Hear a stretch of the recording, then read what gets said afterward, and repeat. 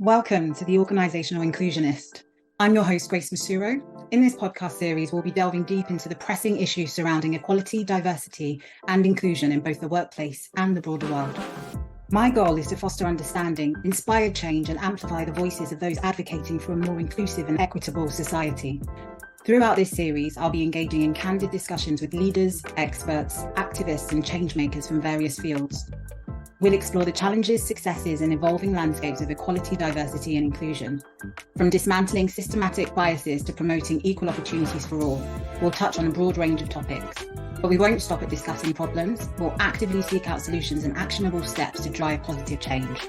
Our aim is to inspire and empower you, our listeners, to take an active role in making the world a better place for everyone. This is the Organisational Inclusionist. Let's get started. Welcome to this episode of the Organisational Inclusionist. Today we're joined by Katie Allen, Founding Director of Katie Allen Consulting. Katie's a specialist diversity, equity and inclusion consultant, executive coach and TEDx speaker with decades of experience in people and culture and commercial leadership positions. Katie, thank you so much for joining today. Today's conversation is one I've been really looking forward to. We're going to discuss how we can effectively challenge prejudice in the workplace and subsequently break the bias. But before we dive in, could you introduce yourself and the work that you do to our listeners, please? I certainly can. Thank you for having me along, Grace. It's a real pleasure to be here.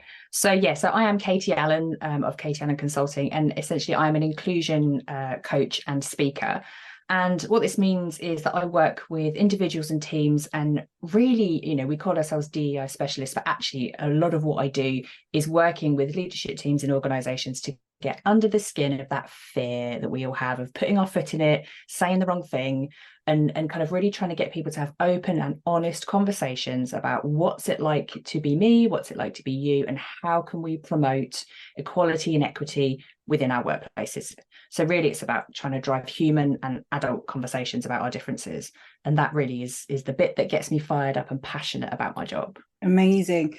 What made you want to start doing this, or kind of what got you into this field? Yeah, I find that often it's really interesting, isn't it? When people ask you, like, how did you get into your work? And I don't think I've ever heard anyone say, oh yeah, inclusion, that's what I'm going to do when I grow up. Exactly. It's never works out that way.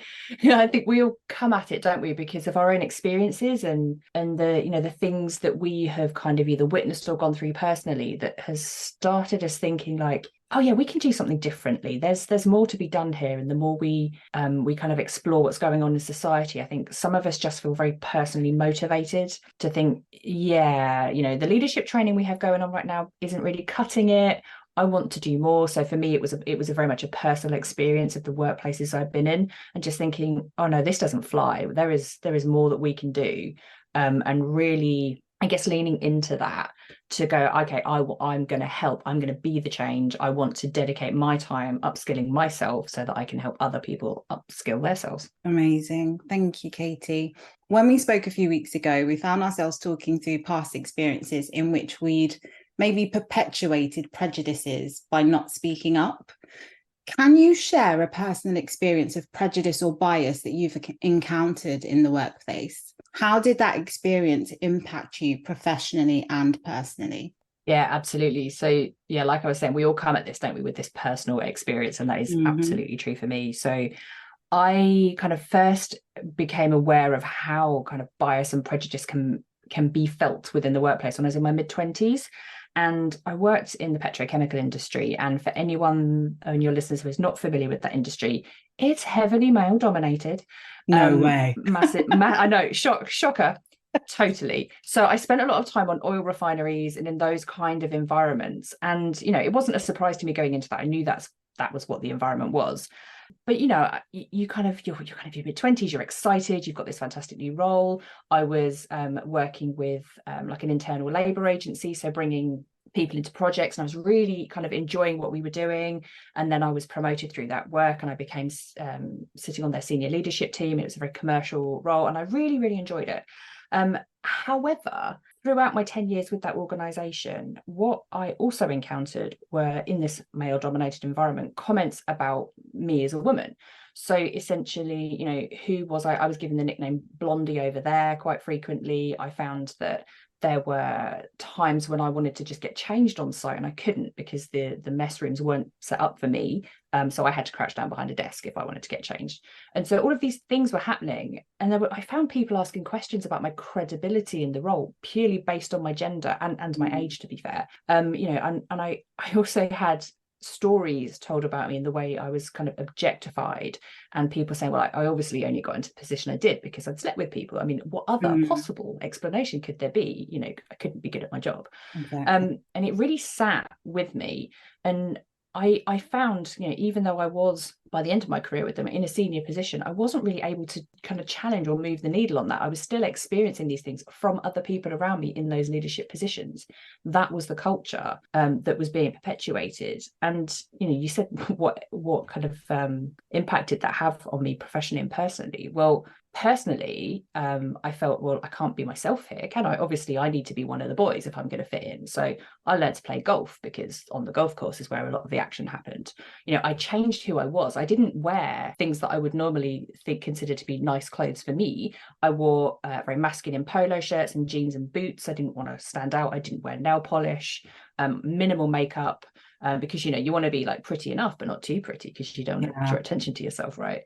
So it was like that fine balance of like trying to manage how I was projecting myself. And honestly, I just internalized all that misogyny. And then I realized that professionally, I was also then perpetuating that, because what kind of example was I setting to other women that were coming into that industry? Like, you've got to play the game, you've got to be one of the boys, you have to be credible, but don't stand out, and it was just exhausting. And that's how it kind of impacted me personally. It was on the verge of burnout permanently because I was just trying to be something and someone I wasn't. I couldn't just be me doing my job.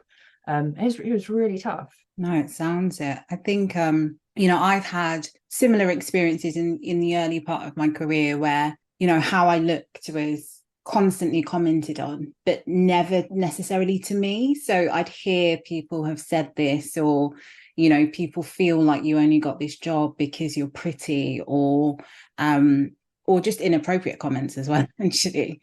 And I actually kind of midway through my career so far, I was receiving some executive coaching through an organization that I was working with at the time. And my executive coach, who was this amazing, amazing guy, I told him that I was in awe of our HRD at the time. I was actually really inspires me. I'd love to be kind of like her when I'm older and things like that. And like, she's someone that I look up to. And he said, that's so funny that you say that because she's really intimidated by you. And I was like, pardon? Why would she be intimidated by me? And he said, well, look at you, you do, you look a certain way. You're always like really powerfully dressed. But his recommendation was that I needed to be more approachable. I hear that a lot as well. And that in order to be more approachable, I should think about dressing down and, not being as striking in the workplace. And then people wouldn't be intimidated. And I remember being like really hurt by that comment, because I loved him so much. And I was like, you're so amazing. But then to hear something like that, where I did essentially gone through my entire career so far, not necessarily having the best relationship with women because they always misjudged me or whatever, based on how I looked purely. So to hear that come from him as part of executive coaching made me really sad. Like, how am I meant to bring my authentic self to work if I'm being told not to be that? It was just crazy. But the only reason I raise that is because we're talking in this podcast about how we've maybe perpetuated some of that prejudice and bias. And in that situation, I didn't challenge him. I just said, okay. And I wish I had challenged with love, obviously, but challenged it nevertheless.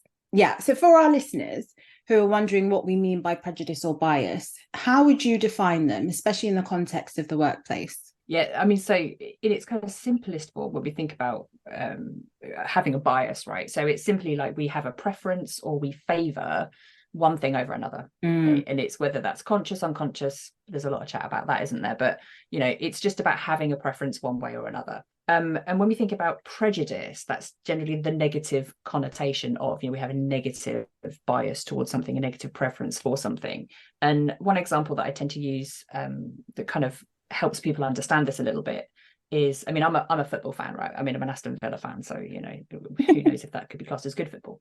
But when I talk to people, it's kind of like, you know, if I have conversations with people and, you know, we're chatting and someone says, oh, you know, you're a football fan, and we have this kind of link, don't we, of, oh, we've got a thing, and then we find out we're both Aston Villa fans.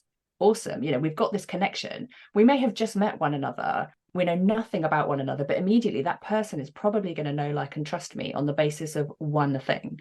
And yet we could meet someone who's a Birmingham City fan, for anyone who's not geographically aware, they're kind of local rival clubs.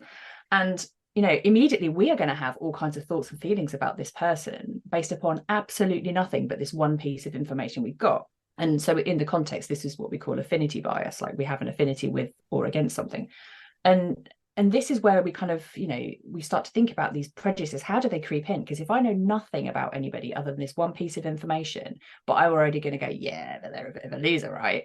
You know, like it shapes everything that we do and everything we think about that person.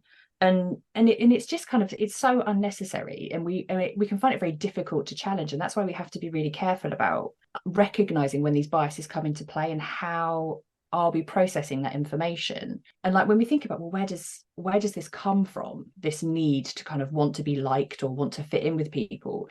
And it's almost like that evolutionary piece within us, like our brain assesses threats, right? So we're always looking for information to say, well, is this person a threat, is this person not a threat? So in this particular example, my brain's going to go, oh, we've got this thing in common, you're clearly not a threat, everything's good.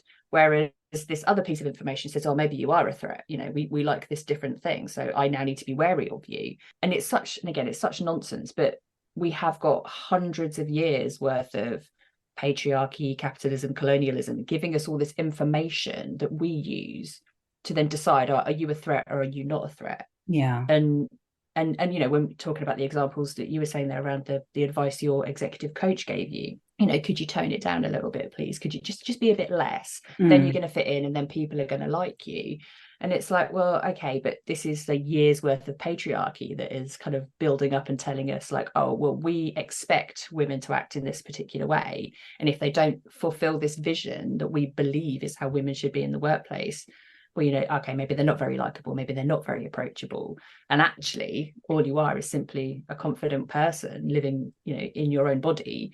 But that's not okay. Like that makes other people feel uncomfortable.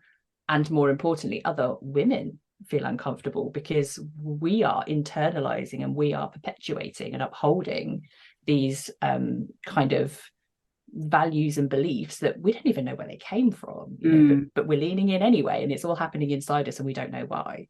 Exactly. I think your definition of bias and prejudice is really important for anyone listening as well. Is, you know, essentially we all have biases and prejudice irrespective of where we're from. You know, how we experience individuals could then impact, you know, if we further down the line meet someone that looks like that person or sounds like that person, then there's this immediate prejudice that, oh no, you know, I can't trust that person because someone who I met like that person in the past was a threat, or I've heard that someone like that was a threat to somebody I know, or whatever. So I think being aware of them and challenging them, like you said, is so important for everyone. How would you say that some of the experiences that you've had of prejudice have affected you? Great question. I mean, so the knock-on effect of this is, right, my confidence took a hit. You know, when you are, if I think about myself personally, so I was in my mid-20s, I'm stepping up into leadership positions, I'm thinking, yeah, this is where I want my career to go. I'm, you know, I'm focused, I'm trying to do well for myself. And all of the time I'm also saying, yeah, you can like do well for yourself, but do it in this way. So be less you, do it in the way that is acceptable. And it really does knock your confidence, because you're trying to balance between, is this too much? Is this enough? You know, and you're getting feedback all the way to tell you, is that right? Is that wrong? And you are so consumed with trying to think about that and manage that you're probably not putting all of your energy into the work that you're trying to deliver and the results that you want to bring, because you're so focused on yourself, which is just, you know, it's not okay. It's madness. And it took me a long time to reflect and to really think about this and think, actually, you know, this wasn't my fault. I didn't create this scenario where I needed to behave in a certain way, but I took all the signals that were coming at me and I decided like that was what I should do. So I didn't have an executive coach giving me any help. I was just kind of figuring it out for myself. And this was the information, and I had no one to kind of run that by.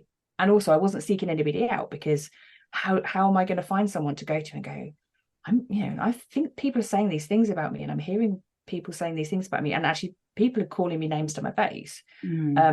How do I deal with this? Because part of me is like, oh, I don't want to show that I can't handle it. Like, that wouldn't be right, because I'm supposed to be a professional. Just let it slide. And I, on reflection, I now realize, oh, that was terrible decision making. I absolutely should have raised it. I absolutely should have gone to someone and said, right, these things are happening, it's not okay. We need to talk about the way we treat women in this workplace. But I hadn't have to reflect and say, well, I was a young manager, I was a young leader, and I didn't have the psychological safety in place to step up and to make those statements and to say, actually, we could be achieving a whole lot more if we just stopped doing this. So I feel like as well, the impact that had on me was it stifled my own ability to be a good leader, because I didn't have the role models around to kind of say, this is how you can step up, this is how you can challenge. So I kind of retreated into myself, as if like, just keep going, just keep pushing. It's all going to be okay in the end. We'll get there, wherever there is, and it'll all be fine. And there never came, did it? Obviously, it's just constantly tiring, because you're just going up a hill through treacle. And I kind of think, it took away my room to grow and my room to really become the type of leader I could have been for the people in that business. So it didn't just have an impact on me, but it had an impact on, certainly on the people reporting into me, but also more indirectly to the example that I was being to others. Wow.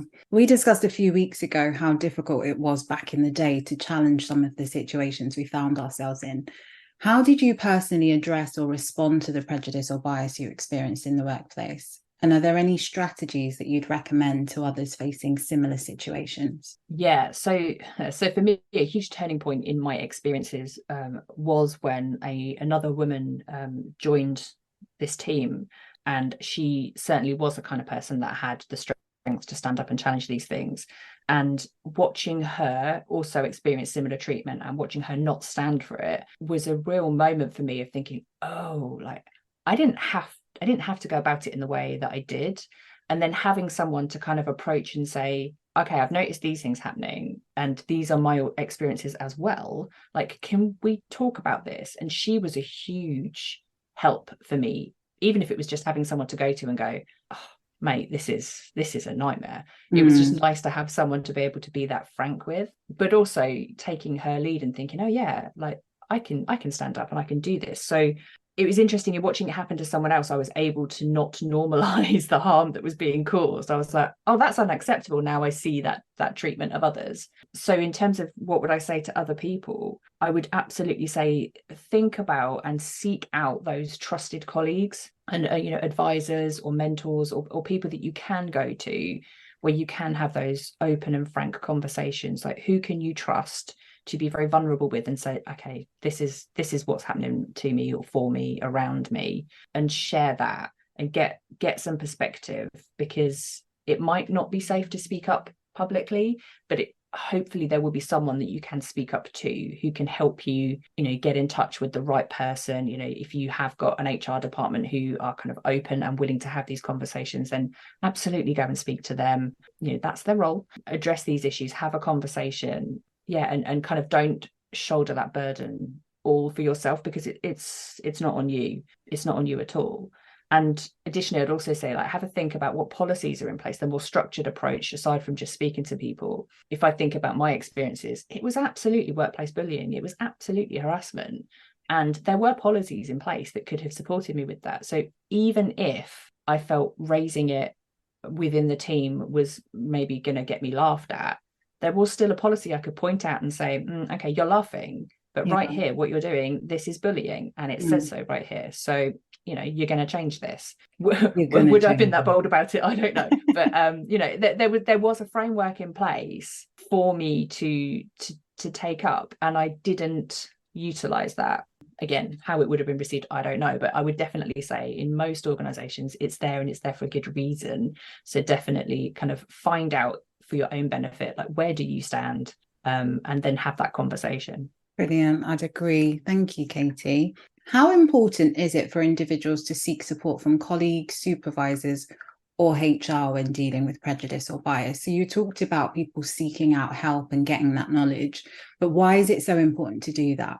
Yeah, because going through this alone, like, is horrible, let's face it, isn't it? So and you don't have to go through it yourself. And one thing I now say to myself is, like, hope is not a strategy. So just like I did, just try and tough it out. I'm going to get there, this imaginary place of where none of these things will happen to me anymore. It's like, it was in the culture of the organization, it was always going to happen, so it needed challenging. And you don't have to be alone when you do that.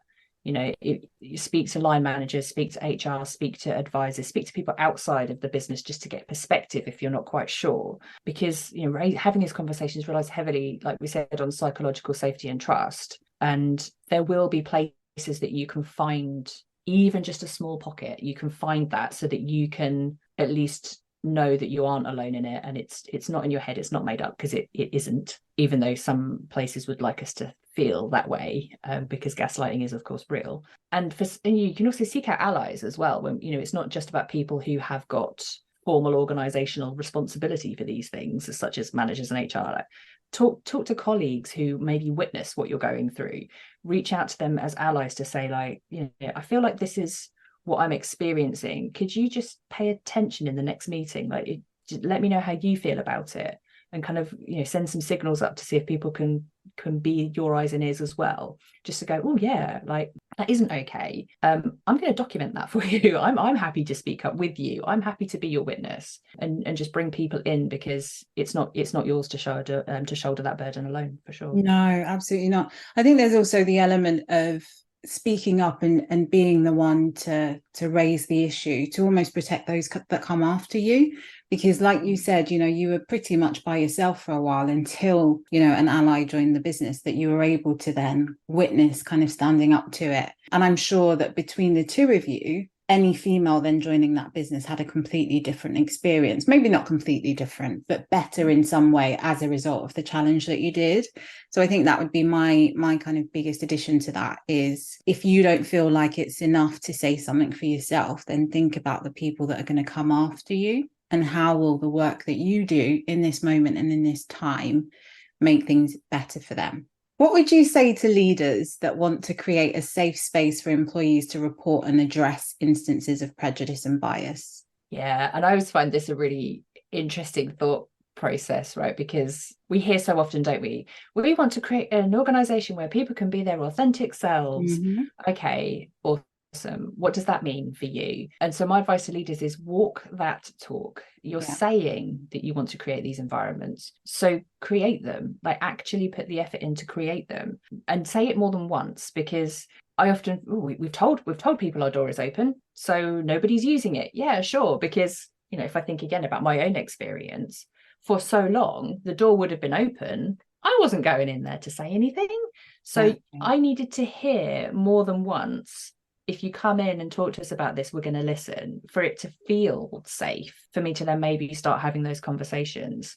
And had I have witnessed leadership behaviour of other people stepping up and saying, can we stop calling Katie Blondie, because maybe that's a bit insulting, or have we actually thought about the fact that we stand around talking about how she's behaving, or how she's looking, or have we ever thought that maybe this is sexually objectifying her, and maybe this isn't okay? And if I had witnessed that, then that is more likely to make me want to go, okay, now I can share. Yeah, actually, that does feel like you're objectifying me, and I really would appreciate it if we could all just stop that now. So yeah, it really is, walk that talk. If you want to create the safe space, take action, create that safe space, continually reaffirm that message. And also do your internal work as well. Don't create the illusion, of saying the words. Understand why it's important inside as well. Really think about, how is it to be someone who is not me, who has a different lived experience than me, who has different opportunities than I did, or lack thereof. What might they feel like? And kind of explore that and sit with it, and then start thinking about, and how can we listen to them in terms of the actions we want to see within our workplace? Because sometimes we can, as leaders, skip steps and start thinking, oh, DEI, this is the thing we're doing now. where's the checklist? Let's do the things. And it's just not about that, is it? It's about what are you doing from your internal perspective inside yourself. How are you learning, and how are you bringing that learning to what you're doing in your workplace? Because that will make all of your conversations easier. That will make showing up as, you know, a strong, confident leader when it comes to the topic of inclusion easy, because you are getting it. You'll be able to say, oh, I don't know, I don't have an answer for that, but let's find out together. It'll all become so much easier. So much easier. Walk the walk rather than talking the talk, essentially. How do you think organisations can improve awareness and educate employees about the impact of prejudice and bias? Yeah, excellent question. So I think the first thought for a lot of people is, oh, okay, bias. We've all heard of unconscious bias. Let's do some unconscious bias training. And I'm not knocking it, because it has absolutely got its place. I think we have to be really clear here that there is, you know, we've heard this before, there is no one size fits all. So really it's about what is the context of your organization when it comes to the ways in which people might be experiencing prejudice and bias, and how can you address that? For example, unconscious bias training might be a solution if you're thinking, we see in our data that we're collecting about our recruitment processes that once we get to second stage interview, the number of candidates from a certain marginalized group really drops off. So, okay, there's data telling us we might have a problem. So we are going to do something specific, which could be unconscious bias training for recruitment processes, to help address that, to see, does that change what we're doing? So it could well, you know, be something like a targeted approach like that. But it can also be around, you know, again, engaging in conversations, doing that personal learning to think about, okay, me as a leader or me as a colleague, what are my biases? Like, have I stopped to think about this? Who is it that I have in my direct sphere of influence, you know, that is different to me? And have I thought about their perspectives? Have I thought about how my experiences of this workplace might be different to somebody else? And if, you know, if I haven't, start thinking about that, and start thinking about, well, where do I make assumptions just because it is my experience? And one of the things I say so frequently to people is the only thing you can ever know with 100% certainty is what it's like to be you. And everything else you've got to learn. So learn, you know, pay attention, think about, oh, you know, if I had a vision impairment, like, how would I navigate my day? What would my day look like?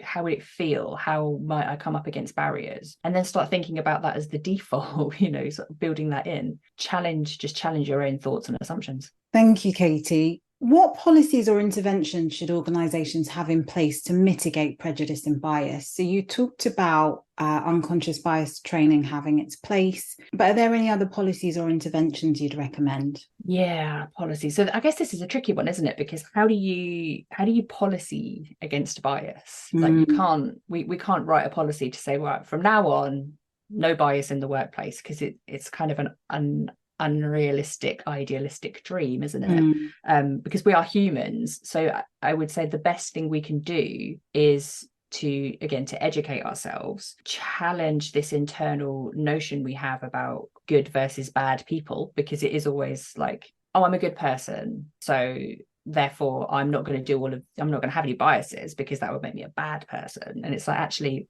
none of us are all good or all bad, we're just people. Exactly. So depending on the context of the situation we're in, like, we will have biases, we will be doing things that perhaps we could be doing better. So I would say, from a policy perspective, I would reconsider the policies you have in place, certainly, you know, the kind of grievance, bullying, harassment policies, and make sure that they are robust, and you have got not just a written policy, but a process in place that will support people who want to engage with that policy. And also ensure that your other policies and processes really reflect active listening, learning, expressing vulnerability, and making sure that there are safe spaces for those conversations to happen, and that they reflect human people as the intersectional beings that we are. You know, don't kind of go at it through one lens. Think about, you know, how are we putting these policies together, thinking about the whole aspect of what does it mean to be a human person working in this organization. What would you say around, because I feel like, you know, there are organizations doing some amazing work in this area, but we just don't hear enough about it. So what are your thoughts on how organizations can more effectively share the work that they do in this area with their teams and with, just colleagues, to show that actually we are a listening organization and we are active in this area? Yeah, so as you asked that question, it made me think of a conversation I had just this morning actually with an organization, and they were kind of thinking like, how do we start this DEI work? Where do we begin? And it was interesting because the person I was speaking to was from an HR team. And we've been having a lot of conversations this year around like what does it mean to be on this journey of work? And I asked her, like, have you shared your own personal journey of the work that you've been doing and your thoughts that you have encountered along the way? And she's like, that's a good idea. Because rather than stepping into it from we're the business and we have to tell people what we're doing in our business, she was like, oh yeah, because if I said, oh, I started off thinking I was going to be creating an action plan and doing these things, now I'm thinking I need to be inviting people to have conversation and really challenging what we do and involving more people in the process. She's like, yeah, I should probably share that, shouldn't I? Because that's going to help people feel confident to engage in the process and offer their opinion. So I genuinely think that organizations, the more we talk about the different ways in which we're engaging with inclusion in our businesses, the easier it's going to be for more organizations to start talking about it and say, I see that you've done that. That's not going to work in our business. But actually, this small part of it has really made me think I could do something, I could do something else, but I'm more informed with that. And being okay about being the first people to say like, oh, we didn't do it that way, we did it another way. Yeah. And here are the results that we've seen. And not being afraid to go, well, we're bucking the trend here. Like, yeah, buck the trend, do something, because it's your business. It's got to work in the context of your business. Your people, your people should be telling you what they need. And if they're not telling you what you need, then maybe you need to think about that psychological safety piece again, because if nobody is speaking up and challenging, maybe that is information in and of itself. Yeah, exactly. So really just to share more examples without the fear of that right or wrong, good or bad, just share what you're doing so that we can all grow and learn together. Because I think we need, there is no solution, there is no checklist. It is all about listening and understanding and engaging in the best ways that we can with the information that we've got. I think there's also that element of, thinking about the impact of sharing within organizations. It's that you said we did piece, is that actually in speaking up, we are doing something with that and we're doing something about that. So please continue to do that. So really encouraging people that actually your time is being well spent in this area. And we mean it when we say that we have an open door policy, like you said, and we will make things better for everyone. So important. Absolutely. Sorry, well, I would just build on that as well, because the reverse of that is true, in that when you do ask people for their thoughts and their perspectives, I mean, we've all probably over the last few years been surveyed to death, haven't we? When you ask people for information and then you do nothing with it, and then you wonder why nobody responds the next time you ask for their opinion. So, if you're going to start asking people to engage, you absolutely have to do the, you said we did, because if it's just you said all the time, people stop it. Exactly. Excellent. So we've seen a lot of ED&I initiatives and training created over the years. But in your opinion, what steps can organisations take to create lasting change in addressing prejudice and bias? For me, I think a lot of this is that getting into that conversation about what is it that we're afraid to talk about? What are the topics that we're a little bit anxious about getting into conversation about? Because actually acknowledging that biases and prejudices exist within us as people and within our workplaces tends to require a change in culture, and it requires kind of removing those barriers of I can't talk openly about the judgment I feel because that makes me a bad person. My colleagues are going to cancel me because, this is what we do nowadays. And actually we need to remove that. We need to create space where people can explore that and be honest about, I hadn't realized. I mean, one of my examples is, so I'm a white woman and I truly hadn't understood the concept of whiteness until I was 36. And I find that hilarious because I've always known what color my skin is because it's been on my body up to that point for 36 years. That wasn't a secret, but it was what that meant and how I experienced life as a result of that. And I find it interesting that it dawned on me in that moment, and I was like, now I see the world in a different way and I can't unsee it. But the amount of people I speak to and I share that and I say, this is going to sound nuts, but I didn't realize the concept of whiteness until I was 36, and other people look at me like, what's that then? And then we have a conversation and they're like, cool, well, I was 54 when I realized the concept of whiteness. And I was today those exactly right. I was today years old. and it is having a space where you can have that conversation, where no one's going to turn around and be like, well, you didn't know that, well, now you're clearly racist and here's your label and off you go. And being able to step into the conversation rather than being afraid to kind of say, and just owning the flaws and the thoughts and the things that have gone before, so that we can say, oh yeah, crikey, now I see that differently, I shall do things differently. And similarly with my own identity, I didn't realize I was asexual until I was 40, because no one was talking about it. Wasn't a thing that I knew existed. I was doing this work and all of a sudden I started reading about asexuality and I was like, oh wow, that's me. Like I fell headfirst into it.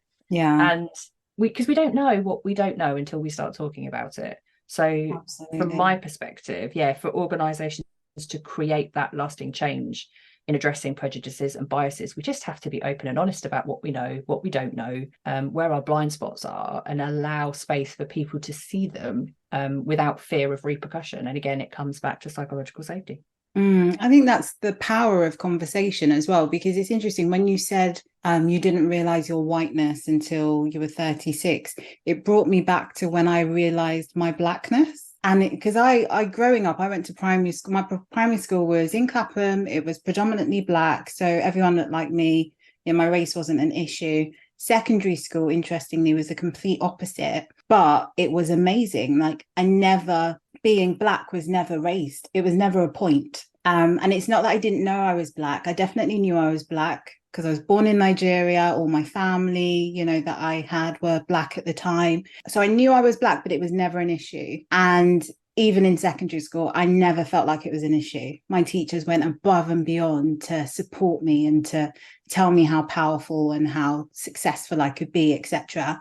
I didn't realize my Blackness until I was 18. And that was such a powerful experience. But the only reason I bring that up is because you said after your experience, you couldn't unsee it. And it was exactly the same for me at 18. So my experience was a negative experience, but I couldn't unsee that experience. And I couldn't unsee how Blackness was viewed by some. And obviously so much has happened since then in terms of, our awareness of that and awareness of people's experiences. But that realization really changes us. It really changes us, irrespective of our creed or color.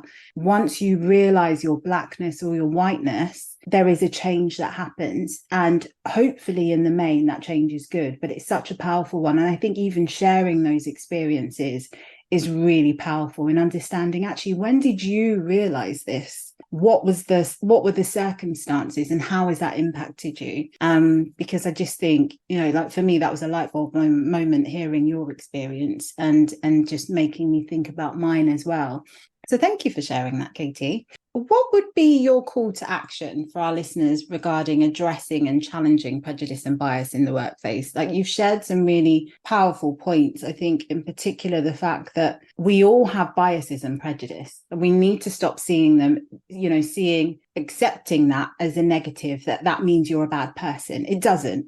But what would your call to action be around how our listeners address and challenge prejudice and bias in the workplace? I mean, I hate to harp on about it, but I'm going to. I think my very first point is going to be around like personal radical responsibility. It is nobody else's responsibility to kind of help you take a look at you other than you. Mm-hmm. So, take responsibility for yourself, engage in adult to adult conversations and take a long, hard look at yourself, your beliefs, examine where your beliefs have come from, what assumptions and experiences have taken place in your life that have led you to where you are, and kind of just really challenge yourself a little bit in the situations you come up against, and especially in the workplace. Like, I'm making this hiring decision. Why is it that I'm feeling that way? We're having this conversation. Why is it that I'm on this side of an argument as opposed to the other? Like, and really just pause and ask yourself that question and be accountable for the answer that comes up for you,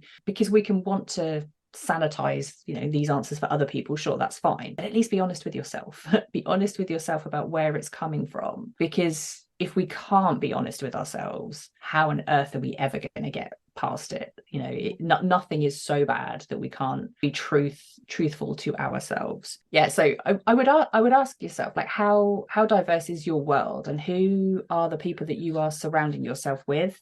Whose opinions and are you listening to when it comes to the news that you consume or your social media? Like, how are you feeding your own echo chamber, and what steps are you taking to bring different perspectives into that, to challenge those biases that we all carry with us, and kind of disrupt that cycle of thinking? Brilliant. Katie, thank you so much for today. I think it's always difficult being on a podcast and sharing your experiences, but I really appreciate just your honesty, transparency, and vulnerability in sharing your story, and just your advice, and hopefully supporting individuals and organisations to address prejudice and bias in the workplace. It's been such a pleasure having you. I'd love to get you back on again. We've got so much to talk about. It's been my absolute pleasure to be here speaking to you, Grace. I love your podcast, and it's been my pleasure to be here. Yeah, wonderful to have conversations with you too. This podcast is brought to you by Acquaintance Consulting. We'd love it if you could take a minute at the end of this podcast to follow, subscribe, whichever is easier or available for you on the platform that you're listening to us on. We're really keen to grow this channel and really impact equality, diversity, and inclusion across the world. And with your support, we can do just that.